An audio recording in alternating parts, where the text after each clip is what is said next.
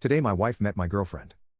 I, 32 male, am a widow. My wife passed away from pancreatic cancer 5 years ago. She was forced to leave behind our 2 kids, R, 10 male, and H, 7 male. My wife was the absolute light of my life. We were high school sweethearts, went to the same college, and got married after graduation. We were inseparable. Every day I fell more in love with her. It was like my heart was living outside my body. When she passed, the amount of pain I was in was indescribable. I prayed to go to sleep and not wake up just so I could see her one last time. I contemplated meeting her, but every time I was ready, my kids would look at me. They had her face, her personality, her DNA. I couldn't leave them. They were all I had left of her. It took years before I was able to function normally again. I even quit my job and lived off of savings and her life insurance for about a year. I was half the dad I used to be and only a fraction of my former self. 2 years after her passing, I decided enough was enough and I kicked myself into gear. I found a job in a different city, closer to my parents. I packed my kids up, and I moved. Life was hard, but I kept chugging along and eventually I found some joy. A year after moving, I took a business trip to New York where I met my current girlfriend, L. While I acknowledged there was chemistry, I told her I was already married and she understood. However, a few months later I had to go back to New York where we met up again.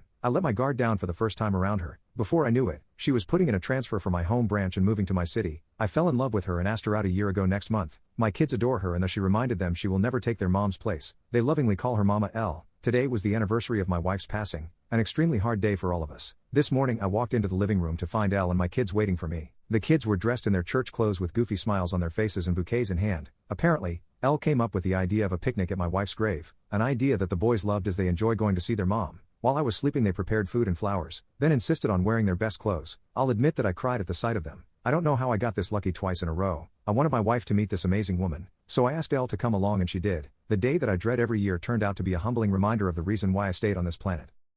To my lovely wife, you can never be replaced, but she is good to me and she takes care of our kids like you would. Thank you for sending her to me.